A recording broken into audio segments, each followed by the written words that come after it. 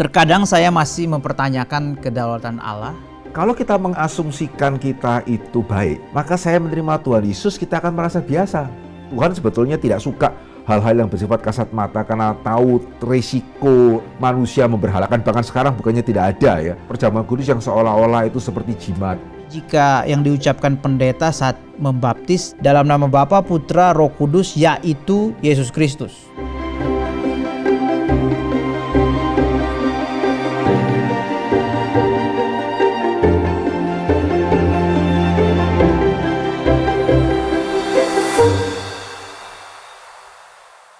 Selamat datang di Fokus Q&A, Fondasi Kekristenan untuk Semua, program yang memfasilitasi iman kita dalam mencari pengertian menuju orang Kristen yang dewasa. Bersama saya hadir Pendeta Dr. Henry Ongkowijoyo, dosen Perjanjian Baru dari STT Reform Injili Internasional, yang akan meresponi pertanyaan-pertanyaan kita. Oke Pak Henry, kembali kita akan menjawab pertanyaan dari para pendengar. Bersyukur untuk minggu demi minggu kita sudah rutin bisa menjawab pertanyaan-pertanyaan yang masuk, banyak Pak. Yang pertama, nah ini yang sangat-sangat kontroversial juga ini, tapi ya sudah sering ditanyakan, didebatkan gitu Pak ya. Terkadang saya masih mempertanyakan kedaulatan Allah terkait predestinasi.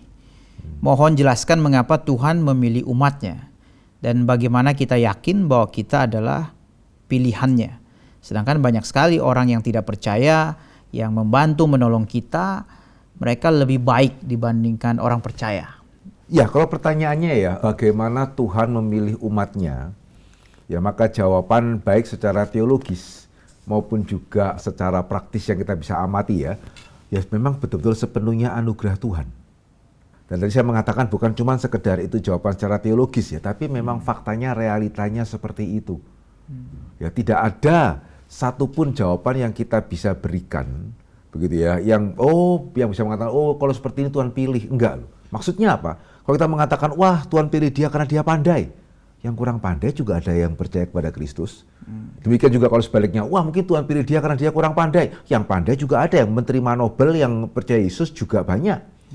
Ya demikian juga, wah mungkin dia itu dipilih karena dia itu baik. Wah yang bekas perampok lah, begitu ya, seperti yang di sebelah Tuhan Yesus, percaya Yesus juga ada. Ya sebaliknya, mungkin juga dia itu dipilih Tuhan justru karena dia jahat, perampok satunya juga tidak percaya. Gitu ya. Jadi betul-betul ya, ini secara realita pada faktanya ya, tidak ada satupun alasan yang kita bisa berikan kenapa Tuhan pilih si A dan Tuhan tidak pilih si B, selain daripada kembali kepada itu adalah hak Tuhan, kembali kepada anugerah Tuhan. Nah ini yang penting yang kita perlu menyadari ya. Seringkali kebingungan itu muncul karena kita merasa bahwa semua ini layak diselamatkan. Kenapa Tuhan kok hanya memilih sebagian? Nah, izinkan saya mengatakan itu asumsi yang salah loh. Asumsi yang benar adalah siapa di antara kita yang bisa mengharuskan Tuhan menyerahkan putranya untuk menyelamatkan orang berdosa? Jadi asumsinya tidak boleh semua kita seharusnya diselamatkan. Kalau Tuhan itu baik, harusnya tidak ada yang tidak diselamatkan. Itu asumsi yang tidak tepat. Itu yang pertama itu. Dan yang kedua ya, jangan juga mengasumsikan dihukum itu sama dengan kejam. Jadi kalau Tuhan itu mengasihi, harusnya tidak ada yang dihukum. Kesalahan ini terjadi ya, karena memang hari ini kita jarang berpikir mengenai keadilan. Kasih dilepaskan dari keadilan. Jadi misalnya saja kalau saya boleh berikan sebuah contoh ya, siapa di antara kita yang akan memilih kandidat yang mengatakan bahwa saya ini baik? Dan salah satu bukti kebaikan saya buat fakta perjanjian ya, begitu saya terpilih, saya akan lepaskan semua narapidana karena saya baik. Ya, saya mau tanya Pak Kias ya, Pak Kias ini kalau kira-kira ada kandidat yang ngomong seperti itu dicoblos enggak ya? Enggak lah Pak. Loh kenapa ya? Kurang kasih ya? Apakah enggak kepikir ya, orang yang narapidana itu juga bisa ada anak di rumah yang menantikan dia loh. Berarti kurang kasih ini. Loh tidak. Nah ini ya, ini yang seringkali kita perlu sadari ya. Jadi tadi yang pertama, tidak ada di antara kita yang berhak itu untuk mengharuskan Tuhan pilih kita. Dan yang kedua ya, tidak ada yang diperlakukan tidak adil. Yang dihukum itu menerima keadilan. Ya, yang diselamatkan itu menerima kasih karunia yang adil. Ya, karena untuk kita tidak dihukum, Kristus harus menggantikan hukuman kita, yaitu kasih karunia yang adil. Nah ini yang kita perlu menyadari ya, sehingga ya bagaimana Allah memilih ya sepenuhnya anugerahnya, sepenuhnya kedaulatannya Dia tanpa ada yang diperlakukan tidak adil. Nah, kalau tadi pertanyaan yang kedua, tahu dari mana saya dipilih atau tidak? Sebetulnya jawabannya cukup sederhana dalam hal ini ya. Ya, yang bersangkutan apakah sudah menerima Tuhan Yesus sebagai Tuhan dan Juru Selamat atau belum? Karena jikalau kita sudah bisa menerima Yesus, sudah bisa bertobat ya, itu artinya kita sudah dilahirkan kembali. Yang berarti sebetulnya kita sudah menjadi umat pilihan Allah. Ya, jadi kalau kita tidak dipilih, tidak mungkin kita bisa sadar kita orang berdosa, tidak mungkin kita itu bisa menerima Yesus sebagai Tuhan dan Juru Selamat, tidak mungkin kita bisa bertobat. Ya, sehingga kalau kita sudah boleh menerima Tuhan Yesus, ya itu bukti sih bahwa kita adalah umat pilihan. Roma 9:22 gitu Pak ya. Jadi kalau untuk menunjukkan murkanya dan menyatakan kuasanya, Allah menaruh kesabaran yang besar terhadap benda-benda kemurkaannya yang telah disiapkan untuk kebinasaan. Ya ini kan kalau kita orang modern dengar itu benda-benda kemurkaannya telah disiapkan untuk kebinasaan. Gimana kita mengertinya? Oke, terima kasih. Iya, karena tadi ya persepsi kita adalah manusia ini baik. Kok bisa ya ada orang baik tiba-tiba dipersiapkan untuk kebinasaan? Gitu, Yakub aku kasihi, Esau aku benci. Bayangan kita adalah ini dua bayi loh, yang sama-sama polos, yang sama-sama tidak berdosa. Kenapa Tuhan kok mengasihi satu dan tidak mengasihi yang lain? Nah, dalam hal seperti ini persepsi kita yang kurang tepat tuh, karena baik Yakub maupun Esau dua-dua itu sama-sama berdosa. Ya sehingga tadi kan dikatakan kesabaran yang besar atas benda-benda kemurkaan. Gitu ya, sehingga benda-benda kemurkaan maksudnya adalah menunjuk orang-orang yang seperti dalam konteks itu ya Firaun yang menindas bangsa Israel sedemikian rupa. Itu yang kemudian Allah tidak langsung menghukum, tetapi akan ada waktunya mereka menerima hukuman. Ya sehingga yang kita perlu ingat adalah jangan membayangkan manusia itu netral, tidak ada dosanya, seperti kertas putih. Kenapa terus kemudian Tuhan memilih yang satu dan menolak yang lain? Semua kita sebetulnya adalah benda-benda kemurkaan. Ya bersyukur kemudian kita boleh menerima anugerah keselamatan. Bagaimana kita yakin bahwa kita adalah pilihannya? Nah itu tadi loh, sebetulnya kembali ya, kalau kita mengasumsikan kita itu baik, maka saya menerima Tuhan Yesus, kita akan merasa biasa. Betul ya? Sehingga itu kenapa saya masih ragu, saya umat pilihan apa tidak. Tapi kalau kita melihat ya kondisi kita itu mati di dalam dosa. Orang yang mati di dalam dosa, kok bisa menerima Tuhan Yesus ya? Nah di situ kita mulai melihat, kita bisa menerima Tuhan Yesus itu sebetulnya sudah merupakan bukti bahwa kita itu dipilih. Sehingga itu kenapa kemudian Roh Kudus bekerja di dalam hati kita. Kita coba lihat satu bagian firman Tuhan.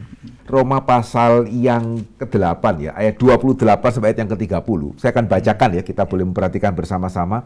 Sambil kita membaca ya, nanti saya akan bertanya, dari bagian yang saya baca ini, ada satu kata, gitu ya, yang sebetulnya kalau kita tangkep kata itu menjawab semua pertanyaan tadi. Satu kata saja, gitu ya. Kita tahu sekarang bahwa Allah turut bekerja dalam segala sesuatu untuk mendatangkan kebaikan bagi mereka yang mengasihi Dia, yaitu bagi mereka yang terpanggil sesuai dengan rencananya. Sebab semua orang yang dipilihnya dari semula, mereka juga ditentukannya dari semula untuk menjadi serupa dengan gambaran anaknya, supaya ia anaknya itu menjadi yang sulung di antara banyak saudara. Dan mereka yang ditentukannya dari semula, mereka itu juga dipanggilnya. Dan mereka yang dipanggilnya, mereka itu juga dibenarkannya. Dan mereka yang dibenarkannya, mereka itu juga dimuliakannya. Nah seringkali ya pada waktu saya bertanya kepada jemaat, ayo kata itu kata yang mana? Jarang loh, bisa ada yang ketemu. Padahal hampir semua kata itu dicoba ya. Kata ditentukan dia, kata dipanggil. Enggak. Ya kata yang menunjukkan kontinuitas.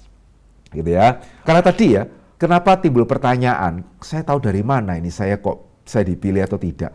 Karena kita tidak melihat kontinuitas antara kita percaya Yesus dengan kita dipilih. Sehingga jangan-jangan saya sudah percaya tapi saya nggak dipilih, begitu ya. Nah ada satu kata di dalam bagian ini yang menunjukkan itu tidak mungkin. Karena dalam bagian ini kita menemukan kata juga. Gitu ya. Jadi kalau kita tidak dipilih, kita juga tidak dipanggil. Ya kita tidak dipanggil, kita juga tidak mungkin percaya Yesus, kita juga tidak mungkin dibenarkan, kita juga tidak mungkin akan dimuliakan. Tapi barang siapa dipilih, dia juga ditentukan, ya pada waktunya dia juga akan dipanggil, pada waktunya dia juga akan dibenarkan, yang berarti dia percaya Yesus sebagai Tuhan dan Juru Selamat, pada waktunya dia juga akan dimuliakan. Jadi kita bersyukur ya, Tuhan kita itu membuat rencana itu sangat utuh terkait satu dengan yang lain. Jadi kalau kita mengamini, jangan lupa kata juga ini. Ya kalau saya benar-benar saya percaya Yesus sebagai Tuhan dan Juru Selamat, saya bertobat, berarti saya juga dibenarkan, yang berarti saya juga dipilih. Kita percaya ada yang dipilih, dan kita juga bisa yakin kalau kita dipilih. Tapi bagaimana ada yang tidak dipilih? Apakah kita bisa yakin seseorang itu tidak dipilih? Secara umum bisa. Begitu ya, karena istilahnya tadi kan, barang siapa percaya Yesus sebagai Tuhan dan Juru Selamat, begitu ya, kenapa dia bisa percaya, kenapa dia bisa mengaku dosa, berarti dia dipilih. Gitu ya. Atau dalam perjanjian lama bagaimana gitu kan, sama ya, mereka percaya bahwa mereka itu diselamatkan karena janji Tuhan. Jadi bukan karena menganggap diri cukup baik. Gitu ya. Jadi mereka yakin seperti Abraham ya, pada waktu itu kan pasti dong Yesus belum datang ke tengah-tengah dunia, tapi mereka diselamatkan oleh iman.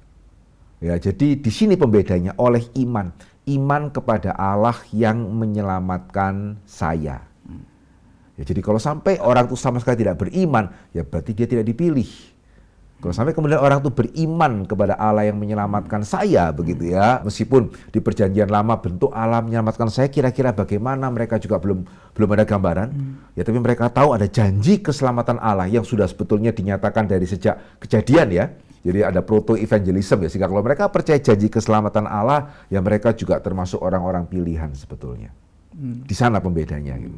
Ya, tapi kan orang yang sekarang belum beriman, kita kan nggak tahu dia hidupnya sampai kapan. Betul. Kita tidak bisa tahu secara pasti. Itu kenapa ya? Kita mesti pakai waktu yang ada.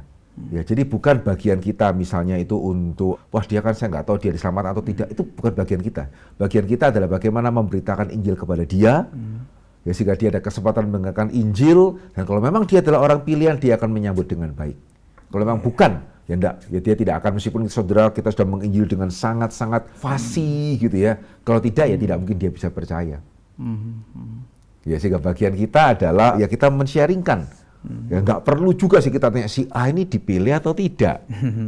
Ya meskipun ya kalau itu berkenaan dengan kita sendiri, ada baiknya kita tahu kita dipilih, karena juga enggak bagus ya kalau kita jadi orang Kristen juga enggak yakin selamat, enggak yakin dipilih. Lah terus kita memberitakan Injil sementara kita enggak yakin, ya bagaimana caranya ya. Gitu, sehingga kita sendiri kita perlu tahu kalau kita sungguh-sungguh sudah bertobat, kita sungguh-sungguh sudah bisa menerima Yesus sebagai Tuhan dan Juru Selamat, itu menunjukkan kita dipilih. Tapi bukan bagian kita untuk menanyakan apalagi si A, si B, si C gitu ya. Mereka umat pilihan atau bukan, enggak sih. Bagian kita yang kita sharingkan kepada mereka. Kalau kita mendengar istilah predestinasi, pemilihan, itu kan orang langsung ke Calvinis gitu. Iya. Padahal kan dia bukan pelopornya sebetulnya. Sebetulnya ya. Bisa jelaskan nggak dari perjanjian baru, Bapak Gereja secara singkat mungkin sampai ke reformator? Sebetulnya ya kalau kita melihat secara pilihan, jangankan perjanjian baru, perjanjian lama dong. Israel, Abraham, gitu ya. Apakah Abraham yang mengajukan diri? Enggak. Jadi sebetulnya kebenaran mengenai pilihan itu bukan hanya tidak kembali kepada Calvin. Calvin bukan orang pertama gitu ya. Juga bukan hanya kembali ke Bapak Gereja. Dari perjanjian lama cara Allah bekerja itu adalah pilihan. Sejak perjanjian lama. Dan dari Bapak Gereja Augustinus yang paling terkenal gitu ya, yang mengamin doktrin pilihan. Ya sampai kemudian juga Calvin adalah salah seorang yang kembali mengangkat kebenaran ini gitu ya, sehingga hari ini mereka yang Calvinis ya umumnya mereka juga percaya kepada predestinasi gitu. Bagaimana seseorang mengetahui apakah orang tersebut sudah menerima baptisan Roh Kudus? Oke, satu pertanyaan yang baik ya. Saudara, kita perlu tahu ya di dalam perjanjian baru ya, kata baptisan Roh Kudus itu keluar 7 kali. Maksudnya adalah ketika dibaptis itu selalu menunjuk pada Yesus yang membaptis. Jadi kadang-kadang kita juga perlu jangan rancu ya. Oh, baptisan Roh Kudus, maksudnya Roh Kudus yang membaptis. Tidak sih. Yohanes bisa misalnya mengatakan ya, kamu dibaptis dengan air. Ya, tapi tidak lama lagi akan datang seseorang, dia akan membaptis kamu dengan Roh Kudus. Nah, dia di sini kan Yesus. Ya, jadi sebenarnya baptisan Roh Kudus di dalam Alkitab itu menunjuk kepada Tuhan Yesus membaptiskan para muridnya dengan Roh Kudus pada waktu Pentakosta. Kamu akan segera dibaptis dengan Roh Kudus. Itu menunjuk kepada Pentakosta. Ya, jadi kalau mau dikatakan ya, 4 dari 7 tadi itu menunjukkan bahwa Yesus akan membaptis muridnya dengan Roh Kudus yang terjadi pada hari Pentakosta. 2 yang lain itu Cornelius, ya.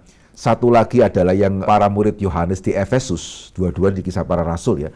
Itu menunjukkan kepada kita baptisan Roh Kudus itu terjadi begitu mereka bertobat. Ya, jadi Cornelius, Paulus, Petrus mengatakan, loh mereka sudah dibaptis oleh Roh Kudus, masa kita tidak boleh membaptis mereka? Ya, demikian juga para murid Yohanes sebelum mereka bertemu dengan Paulus, ya mereka hanya menerima baptisan Yohanes Pembaptis, baru setelah itu di-PI oleh Paulus, begitu ya, dan kemudian mereka percaya dan menerima baptisan Roh Kudus.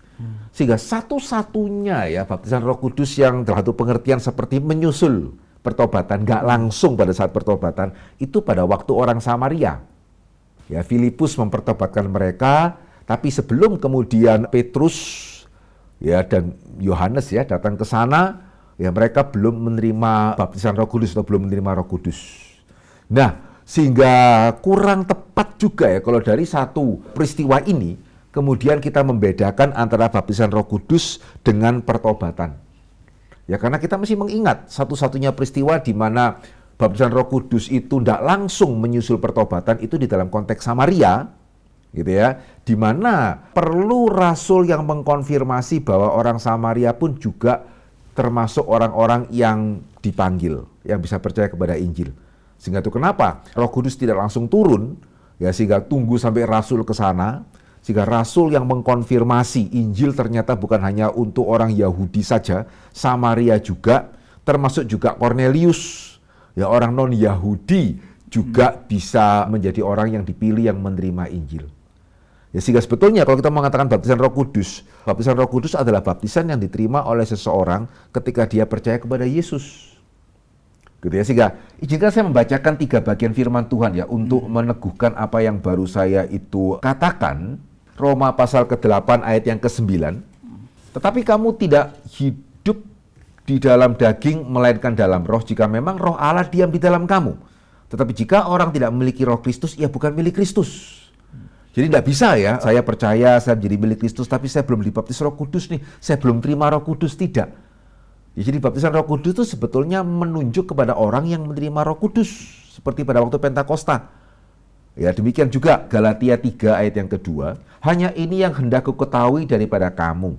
Adakah kamu telah menerima roh karena melakukan hukum Taurat atau karena percaya kepada pemberitaan Injil? Percaya kepada pemberitaan Injil. Dia menerima roh, dia dibaptis roh. Ya, dan terakhir ya, 2 Korintus 1 ayat yang ke-22 dikatakan apa? Ya, memeteraikan tanda miliknya atas kita dan yang memberikan Roh Kudus di dalam hati kita sebagai jaminan dari semua yang telah disediakan untuk kita. Ya, sehingga itu menunjukkan bahwa Roh Kudus itu sebagai jaminan, bukan keluar masuk, keluar masuk, keluar masuk. Begitu ya. Sehingga saya boleh menyimpulkan ya dari semua yang kita bahas, baptisan Roh Kudus itu adalah ya baptisan yang diberikan oleh Tuhan Yesus. Ya, di mana Yesus memberikan Roh Kudus kepada orang yang percaya. Ya, awalnya pada hari Pentakosta, setelah itu pada waktu seseorang bertobat percaya kepada Injil. Ya, sehingga setiap orang yang bertobat percaya kepada Injil itu sudah dibaptis oleh Roh Kudus, sudah menerima Roh Kudus sebagai jaminan ya untuk selama-lamanya. Begitu ya, bukan kemudian perlu dibaptis ulang atau baptis lagi dan seterusnya.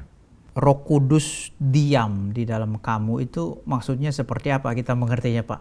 Roh itu masuk ke kita? Iya. Kita percaya bahwa di satu sisi Roh Kudus adalah roh ya. Dan Roh Allah itu nggak bisa, kalau Roh Kudus di dalam saya kok bisa di dalam Pak Kias misalnya. Ya, kalau di dalam Pak Kias kok bisa di dalam Pak Hendri misalnya, tidak. Tapi yang kedua, kita perlu menyadari ya, Allah itu maha hadir. Tidak ada tempat di mana itu Allah tidak hadir. Karena kalau ada tempat di mana Allah tidak hadir, namanya tidak maha hadir kan. Termasuk kalau saya boleh tanya di neraka, Allah hadir nggak? Ada Allah nggak di neraka? Ada. Tetapi ada untuk apanya, nah itu yang tidak sama. Gitu ya, di neraka Allah ada untuk menghukum, di surga Allah ada untuk memberkati. Ya, sehingga dari satu sisi ya Allah Roh Kudus ada di mana-mana, ya, tetapi secara khusus dalam hati setiap orang percaya Roh Kudus hadir di sana untuk menolong, kan dia penolong yang lain ya, untuk menghibur, untuk menguatkan, untuk menjadi jaminan bahwa kita adalah anak Allah. Ya, Roh Kudus berseru-seru dengan roh kita bahwa kita adalah anak-anak Allah, kita sudah boleh mendapatkan keselamatan di dalam Kristus. Ya, sehingga dalam pengertian itu Roh Kudus hadir secara istimewa ya di dalam hati orang percaya meskipun tidak ada tempat di mana Roh Kudus itu tidak ada gitu. Tentang sakramen baptis. Kalau sama-sama dibaptis dalam nama Allah Tritunggal, Bapa, Putra, Roh Kudus. Tapi jika yang diucapkan pendeta saat membaptis adalah sebagai berikut. Jadi dia memberikan tiga macam. Ya. Pertama adalah dalam nama Bapa, Putra, Roh Kudus, yaitu di dalam nama Tuhan Yesus Kristus. Yang kedua adalah dalam nama Bapa, Putra, Roh Kudus, yaitu Yesus Kristus. Yang ketiga adalah dalam nama Bapa, Putra, dan Roh Kudus. Titik. Apakah ketiga kalimat tersebut sama dalam maksud dan esensinya? Atau jangan-jangan dari ketiga kalimat tersebut ada yang tepat, ada yang tidak tepat ya? Mohon tanggapan dan arahan. Ya, tentunya ya kalau dari tiga kalimat tadi yang ketiga yang paling tepat ya. Gitu ya, kita dibaptis dalam nama Bapa, Anak, dan Roh Kudus. Gitu ya. Untuk yang pertama jujur saya agak sedikit bingung ya. Ini artinya apa? Dibaptis dalam nama Bapa, Anak, Roh Kudus, yaitu dalam nama Yesus. Kalau saya boleh mengatakan yang pertama ini kurang jelas sih. Gitu ya, kurang jelas. Saya juga tidak tahu apa yang membuat dia kemudian hamba Tuhan yang bersangkutan membaptiskan dengan kalimat seperti itu. Tetapi tidak sefatal ya kesalahannya seperti yang kedua. Kalau yang kedua ini kalau saya boleh mengatakan cukup fatal loh. Ya, tadi boleh diulangi sekali lagi yang kedua. Dalam nama Bapa, Putra, Roh Kudus, yaitu Yesus Kristus. Berarti pembacaan seperti ini ya, berarti seolah-olah Bapa itu namanya Yesus Kristus. Anak namanya Yesus Kristus, Roh Kudus itu namanya Yesus Kristus. Waduh, berarti seolah-olah kita hanya dibaptis di dalam nama Yesus Kristus yang seolah-olah itu muncul dalam bentuk Bapa, muncul dalam bentuk Anak, muncul dalam bentuk Roh Kudus. Jadi kalau saya boleh mengatakan ini satu kalimat yang sangat tidak tepat. Nah, saya tidak tahu ya di balik kalimat itu apa. Gitu ya, betulkah sebetulnya hamba Tuhan yang bersangkutan sebetulnya mengerti sama dengan kita seperti yang sudah saya bahas ya di dalam Allah Tritunggal, fokus ya. Tiga kebenaran itu ya, silakan nanti boleh dilihat kembali. Ataukah jangan-jangan dia belum berpikir bahwa semua itu Yesus Kristus, cuman beda penampaan. Nah, kalau yang kedua, wah ini fatal ya. Berarti kan keyakinan akan Allah Tritunggalnya berbeda. Begitu jangan-jangan juga keyakinan akan Yesus Kristusnya itu berbeda. Sehingga kita dibaptis di dalam nama siapa ini sebetulnya? Ya, sehingga untuk yang kedua ini bagi saya yang paling serius sih kalau bagi saya untuk yang kedua ini ya. Ketidaktepatannya. Yang pertama jujur saya mengatakan saya kurang jelas begitu apa maksudnya dalam nama lagi Yesus Kristus. Yang ketiga adalah rumusan yang paling sederhana sekaligus yang paling tepat. Ya, kembali kepada mandat agung itu sendiri. Mau bertanya mengenai seputar sakramen. Bolehkah dijelaskan sejarah mulai dari gereja mula-mula mengenai sakramen? Ya, apakah hanya dua? Mulai kapan gereja Katolik atau Ortodoks jadi 7? Mereka pun mengaku ada dasar kitab suci. Apakah Bapak Gereja juga menyetujui dan melakukan 7 sakramen ini? Jika mereka tidak setuju, ya mereka pun sebenarnya hanya mengikuti Pope, dikatakan. Atau adakah pertimbangan dari siapa yang menetapkan hanya 2 sakramen? Baik, nah saya harus mengatakan ya bahwa saya tidak mendalami ya mengenai teologi Katolik, begitu ya, termasuk juga sejarah sakramen mereka. Tetapi saya bisa menjelaskan kenapa di dalam gereja Protestan kita 2. Meskipun saya mungkin perlu koreksi sedikit ya, Bapak Gereja itu ikut Pope ya. Enggak juga, karena dari awal kan kekristenan bahkan masih ditindas. Jangan juga membayangkan dari awal sudah ada seperti gereja Roma ya. Gitu ya. Kita hampir 300 tahun tuh berada dalam penindasan 10 penganiayaan besar itu. Ya, jadi tidak seperti kemarin di mana disambut gitu. Ketika Paus Fransiskus kesini kita sambut, enggak seperti itu sih. Ya, jadi pertimbangan dari gereja teologi reform lah saya mengatakan begitu. Kenapa kita itu hanya 2? Karena ya kita ambil di dalam Alkitab ya. firman Tuhan atau Allah yang dinyatakan di dalam Alkitab itu tidak mendukung hal-hal yang bersifat kasat mata. Apalagi perjanjian baru.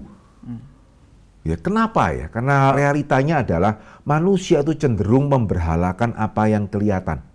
Patung lembu emas lah. Bahkan hari ini kalau kita tidak hati-hati, jangan-jangan salib juga kita bisa jadikan kayak jimat lah. Gitu. Sehingga tidak ada kan dalam seluruh perjanjian baru, orang Kristen peganglah salib. Atau taruhlah salib di rumahmu, begitu ya. Saya tidak akan mengatakan bahwa tidak boleh. Ya, tetapi realitanya adalah kalau kita tidak hati-hati, manusia itu memang cenderung untuk memberhalakan hal-hal yang bersifat kasat mata. Padahal kita tahu ya, mulai perintah pertama lah, juga dalam perjanjian lama, termasuk dalam perjanjian baru gitu ya. Berhala itu sesuatu hal yang very serious di dalam Alkitab. Ya, sehingga sebetulnya dalam perjanjian baru ya hanya di dalam kaitan dengan sakramen ini, ya Tuhan menetapkan sesuatu yang bersifat kasat mata. Ya karena sakramen kan kasat mata ya, kita makan roti, kita minum anggur, seseorang dibaptis dengan air dan seterusnya. Nah, sehingga di dalam teologi reform ya kita melihat sakramen itu sebagai suatu sarana anugerah. Ya karena Tuhan tahu ya keterbatasan kita, meskipun kita sudah mendengarkan firman, kadang-kadang kita sudah konsentrasi pun masih bisa terpikir hal yang lain, kita lupa dan seterusnya. Ya sehingga dengan keberadaan dua sakramen yang bersifat kasat mata ini, apa yang kita dengar gitu ya bisa lebih diperdalam lagi. Sehingga kita bukan cuma mendengar Yesus mati bagi kita memegang ya roti yang melambangkan tubuh Kristus, cawan yang melambangkan darah Kristus, begitu ya. Sehingga Louis Berkhof mengatakan sakramen itu ketika dilakukan dengan benar, ya oleh karunia Roh Kudus itu bisa menguatkan iman kita seperti halnya firman itu. Gitu ya. Sehingga itu namanya sarana anugerah. Sehingga Tuhan sebetulnya tidak suka hal-hal yang bersifat kasat mata karena tahu risiko manusia memberhalakan. Bahkan sekarang bukannya tidak ada ya. Betul-betul itu saat perjamuan kudus yang seolah-olah itu seperti jimat. Gitu ya, didoakan, bawa pulang lah, kasihkan kepada orang yang sakit, sembuh itu nanti gitu. Mirip sekali dengan jimat. Betul ya, cuman ini jimat yang dirohanikan begitu. Ya manusia mempunyai kecenderungan seperti itu. Ya sehingga itu kenapa Tuhan memberikan sangat terbatas sakramen itu. Sehingga bagi teologi reform ya kita hanya menyebut sebagai sakramen ketika sakramen itu memenuhi dua syarat. Yaitu yang pertama, diperintahkan oleh Tuhan Yesus sendiri. Ya baptiskanlah mereka di dalam nama Bapa, Anak dan Roh Kudus, sekaligus juga perbuatlah ini sebagai peringatan akan aku, perjamuan kudus. Ya, dan yang kedua adalah dimulai oleh para rasul itu sendiri.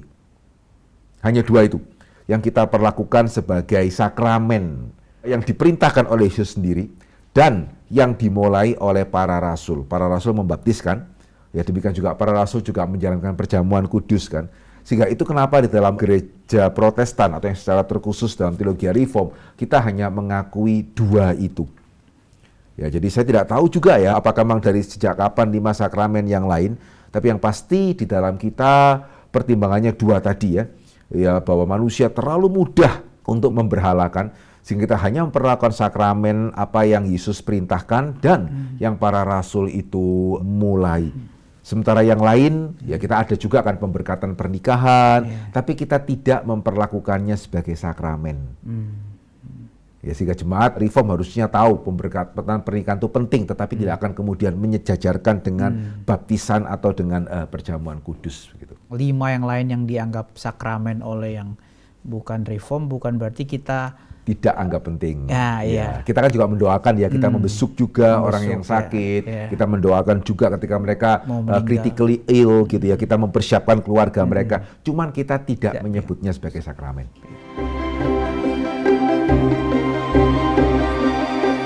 Perihal perjamuan kudus, Pak. Mengapa Protestan menganggap roti dan anggur adalah lambang? Sedangkan di Alkitab Yesus jelas-jelas bilang ini adalah tubuhku, inilah darahku. Siapakah yang memberi arti dari ayat Alkitab tersebut? Mengapa walaupun sesama Protestan berbeda memaknai perjamuan kudus? Lutheran, Calvinis, Zwingli berbeda. Ya, saya mesti ngomong dulu awalnya. Kita sebelum melihat perbedaan perlu melihat persamaan ya. Persamaannya adalah baik kita Katolik, Protestan, Lutheran atau Calvinis, kita sama-sama melihat perjamuan kudus itu hal yang penting. Ya, sehingga itu kenapa kita merasa perlu untuk sungguh-sungguh menyelidiki meskipun setelah itu ada beberapa perbedaan yang ada. Kenapa kita melihatnya sebagai lambang? Ya karena kita mesti kembali ya kepada maksud penulis dan juga pada waktu itu pendengar pertama kan para murid. Gitu ya. Jadi ketika para murid mendengarkan Yesus mengatakan kalimat itu, ya Yesus ada di depan mereka. Dan para murid itu orang Yahudi ya, yang mereka belajar dalam perjanjian lama begitu ya. Sehingga tidak ada dasar untuk kita berpikir bahwa, oh para murid ketika mendengarkan Yesus mengatakan kalimat itu, mereka berpikir roti itu menjadi tubuhnya Yesus. Dasar yang membuat para murid berpikir ke sana itu tidak ada. Gitu ya kan dalam perjanjian lama tidak ada dasar yang membuat para murid berpikir, wah Yesus mengatakan ini roti nih, berarti roti itu berubah menjadi tubuhnya Yesus ya. Dan mesti ingat ya pada waktu itu Yesus juga belum mati kan. Gitu ya. Jadi para murid sama sekali tidak akan terpikir bahwa roti itu menjadi tubuh Yesus secara harafiah, ya anggur itu akan menjadi darah Yesus juga secara harafiah. Dan kita juga tidak menemukan upaya-upaya dari penulis Injil untuk menjelaskan artinya ini loh. Ya sehingga meskipun para murid itu belum menyadarinya, sebetulnya artinya ini, tidak ada sih. Gitu ya. Ya sehingga pembacaan yang sederhana itu akan mendorong kita lebih untuk melihat Yesus mengatakan inilah roti yang melambangkan tubuhku. Ya, inilah cawan yang melambangkan darahku. Sehingga itu penjelasan tadi ya, kenapa kita melihat sebagai lambang. Tapi juga kenapa ya terus ada beberapa perbedaan gitu ya di dalam Protestan itu sendiri. Karena kita mesti menyadari ya reformasi itu kan berawal sebelumnya kan gereja Katolik ya. Begitu ya, kemudian baru muncullah Martin Luther, muncullah Zwingli, muncullah kemudian juga Calvin. Ya sehingga sebelum reformasi memang keyakinan perjamuan kudusnya adalah seperti yang diyakini oleh saudara seiman kita di Katolik pada hari ini. Ya benar-benar roti itu berubah menjadi tubuh, benar-benar kemudian anggur itu berubah menjadi darah. Tapi kemudian ya tokoh-tokoh Protestan ini mereka sama-sama sadar ini kurang tepat. Tetapi kemudian ketika mereka, oke, bagaimana lebih tepatnya ya? Nah kemudian ketiganya ini jatuh kepada kesimpulan yang tidak persis sama. Ya sehingga Martin Luther misalnya mengatakan roti itu tetap roti, tapi dibalut sedemikian rupa oleh tubuh Kristus. Ya cawan itu tetap cawan, tapi dibalut sedemikian rupa oleh darah Kristus. Seperti misalnya besi ketika dipanaskan, ya tetap besi kan, tapi kan dibalut sedemikian rupa oleh sifat panas di sana. Nah, sementara Zwingli itu kemudian mengatakan bahwa enggak pakai balut-balutan. Ya roti itu roti, titik. Anggur itu anggur. Kita merayakan ini sebagai memori, sebagai mengenang. Nah, dalam hal ini ya saya melihat Calvin itu, ya jelas saya pribadi setuju dengan Johannes Calvin ya. Dia melihat dua sisi. Ya, sehingga satu sisi, nanti kita mesti mengingat ya, kita merayakan perjamuan kudus bukan cuma untuk mengingat loh, itu Zwinglian sebetulnya. Begitu ya, karena Calvin mengamini bahwa ketika perjamuan kudus dilakukan, roti tetap roti, anggur tetap anggur, tapi Kristus hadir secara rohani. Ya, Kristus lahir secara rohani, sehingga tadi saya mengatakan ya, ketika perjamuan kudus itu diterima dengan benar, diterima dengan iman, begitu ya, Roh Kudus bisa memakai perjamuan seperti Roh Kudus bisa memakai firman. Ya, sehingga di sini kita melihat bagi teologi reform, tadi saya beberapa kali juga sudah mengatakan, perjamuan kudus itu bukan sekedar memori, perjamuan kudus adalah di mana Yesus hadir secara rohani. Ya, sehingga ketika diterima dengan benar, wah itu sungguh-sungguh mendatangkan apa yang baik bagi setiap orang percaya itu. Ya, sehingga itu ya sedikit penjelasan mengenai perbedaan antara masing-masing. Ada yang bilang yang pandangan Calvin itu Kristus hadir itu bukan dia yang ke sini, tapi kita yang ke sana. Itu ya, bagaimana Pak? Karena secara rohani ya. Gitu ya, karena secara rohani maka ya kita tidak akan sampai seharap. Kalau kan kita mulai berbicara harafiah, siapa kemana nih? Gitu ya. Ya kan kita, nah sehingga yang lebih penting di dalam teologi reform adalah bukan siapa kemana, mana ke siapa begitu ya, tetapi pemahaman yang benar. Jadi nggak boleh cuma sekedar rutinitas, gitu ya. Karena tadi ya perjamuan kudus tidak sama dengan jimat, tidak sama dengan obat sakit minum aja dia sembuh, ya tidak ya. Jadi ada iman nggak di sana? Dan yang kedua adalah ada pemahaman yang benar enggak? Ya, sehingga kalau ada iman, ada pemahaman yang benar, nah Roh Kudus yang kemudian bisa memakai perjamuan sama seperti memakai firman. Itu yang sebetulnya paling penting. Seperti kita mendengarkan firman ya, apakah kita seperti terbawa kemana? Tidak ya. Ya, tapi kalau itu firman yang baik dan kita perhatikan baik-baik, dampaknya akan nyata. Nah, itu yang lebih penting tuh. Gitu ya, dampaknya itu akan nyata, bukannya sama sekali lagi, bukan sekedar saya mengenang belaka begitu. Sama persiapan ya Pak. Seringkali pendeta itu memberikan warning gitu, harus persiapan. Kalau tidak persiapan, jangan ambil gitu. Itu bagaimana Pak? Ya, itu kan menguji diri ya. Iman itu kan berarti kita juga menguji diri. Saya percaya Yesus Juru Selamat. Saya secara itu apakah cuma sekedar di bibir saja, apakah di kelakuan juga sama. Ya, itu namanya, itu bagian dari iman ya. Menguji diri. Iman yang benar adalah iman yang perlu diuji. Jadi kalau kemudian, wah ternyata saya belum ya, saya minta ampun dulu kepada Tuhan. Begitu, dan saya juga berdoa, Tuhan pakailah perjamuan kudus ini untuk lebih lagi menguatkan iman saya sehingga saya lebih bisa melawan godaan yang saya jatuh. Seperti itu ya. Ya karena tadi bukan jimat yang akan berjalan secara otomatis. Ya, juga bukan seperti obat yang pokoknya kita masukkan aja kita sembuh. Tidak ya, iman dan pengertian firman yang benar. Sehingga dalam gereja Reform kan kita lebih sering mengadakan perjamuan kudus setelah khotbah. Ya, karena firman itu mempersiapkan kita untuk menerima perjamuan kudus.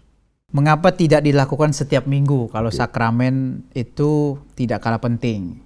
Mengapa standar masing-masing gereja berbeda? Bukankah baik kalau dilakukan tiap minggu? Ya, karena tadi ya, perjamuan kudus kan bukan seperti jimat. Gitu ya, perlu kesiapan hati, ya perlu juga iman, perlu pengertian firman yang benar. Nah, sementara di sisi yang lain, ya kita mendengarkan khotbah setiap minggu kan khotbahnya lain-lain. Ya, sementara perjamuan kudus kan ya itu. Betul ya? Sehingga ibaratnya ya seperti kalau kita mendengarkan khotbah yang sama setiap minggu, kira-kira sejauh mana ya kita itu benar-benar sanggup tetap bersungguh-sungguh. Ya, sehingga kita biasanya kan kita bicara mengenai topik A, sekian bulan ke depan baru kita ngomong mengenai topik yang sama, itu pun kita mungkin pakai bagian firman Tuhan yang berbeda. Begitu ya. Sementara perjamuan kudus kan tidak. Kan ayatnya yaitu, rotinya yaitu gitu ya, anggurnya yaitu. Ya sehingga kalau kita lakukan itu terlalu rutin, khawatirnya itu mulai kehilangan makna. Dan ini yang membedakan. Jadi kenapa ya pelaksanaan perjamuan kudus bisa berbeda? Itu kembali kepada tadi ya, sejauh mana kita memang menyadari seperti apa pengertian kita akan natur perjamuan. Jadi kalau natur perjamuan bagi kita itu seperti tadi obat misalnya ya minum aja lah. Begitu ya, malah mungkin kalau 3 kali sehari ya 3 kali sehari, jangan 2 kali dan seterusnya gitu. Tapi karena kita melihat perjamuan kudus adalah Tuhan Yesus hadir secara rohani, kita perlu menerima dengan persiapan hati, menguji diri, iman, gitu ya, firman. Itu kenapa realita menunjukkan kalau itu dilakukan setiap minggu, khawatirnya besar sekali kemungkinan itu hanya akan menjadi suatu rutinitas. Ya, bukan berarti, karena Calvin pun menganjurkan lebih sering ya? Tiap minggu. Situasinya berbeda ya Pak Kias ya. Pada zaman Calvin, itu kekristenan jauh lebih intens. Jemaat tidak ke gereja hari Minggu saja. Pada zaman Calvin ya, setiap minggu itu berarti jemaat sudah ikut 7 kali kebaktian. Karena setiap hari Calvin itu ada eksposisi. Ya, sementara jemaat kita hari ini 7 kali khotbah berarti 7 minggu. Gitu ya. Pada zaman Calvin 7 khotbah itu 7 hari. Beda. Ya itu loh, sehingga pada zaman Calvin setiap hari mereka ke gereja. Seperti hari ini ya, gereja Katolik kan juga nggak hanya setiap minggu ya. Tiap hari ya. Ada ya, hari. meskipun perjamuan. Mungkin, ya, kalau perjamuan mungkin nggak setiap hari sih. Tapi gereja ada, tertentu ada. Oh ada ya? Ada ya. Oke, setahu saya sih ke sana untuk berdoa. Nah ini kan gereja Protestan rata-rata seminggu ya. Gitu, sehingga kalau kita lakukan seminggu itu sama dengan kalau di zamannya Calvin setiap hari mereka perjamuan itu. Sehingga menarik ya, Calvin juga tidak setiap hari perjamuan loh, gitu ya. Seminggu sekali perjamuan, di hari-hari tengah-tengahnya datang untuk mendengarkan firman. Ya, sampai sini Pak kita udah menjawab semua pertanyaan yang diberikan. Thank you sekali lagi Pak. Sama-sama. Kesediaannya untuk menjawab pertanyaan-pertanyaan dari pendengar. Kita bersyukur pertanyaan-pertanyaan sudah boleh dijawab, tapi kalau saudara masih mempunyai pertanyaan yang lain, silakan mengirimkan pertanyaan Anda lewat WhatsApp atau komentar di YouTube. Link kelas fokus episode 1-22 bisa didapatkan di kolom deskripsi. Jika saudara mendapat berkat dari program ini, silakan men-share kepada yang lain. Mari kita bersama bertumbuh menjadi orang Kristen yang dewasa. Saya Kias, host dari Fokus Q&A. Tuhan memberkati.